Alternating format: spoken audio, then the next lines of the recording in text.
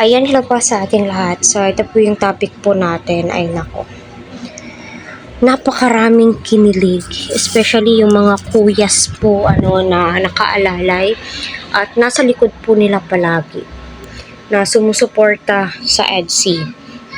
Kita po natin. Tilay, yes, 100% masasabi mo po talagang paparazzi.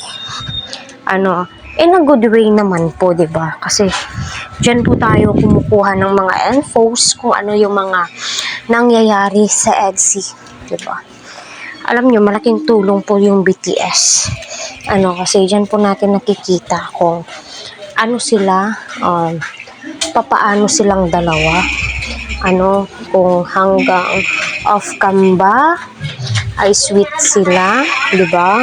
Although di naman po natin kailangan yung as in sweet po talaga, kasi importante po sa atin ay nagkakaintindihan po sila.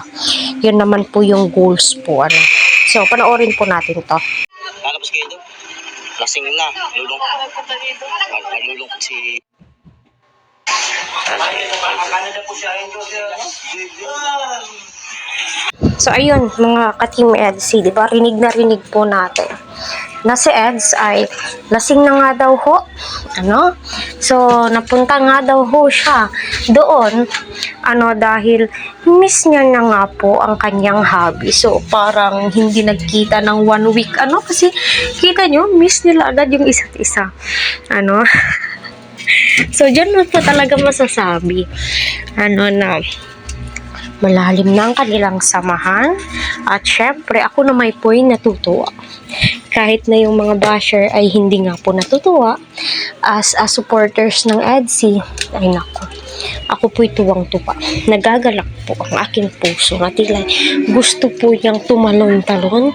Gusto ko pong humiyaw sa napakalakas.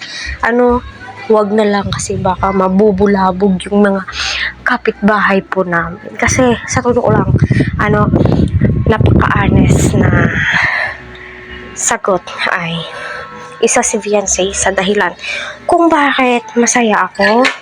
Dahil nga po, natatanggal yung pagka-stress ko. Diba? Kasi tilay sila na lang po yung nagpapatibok ng aking puso. Charot, diba?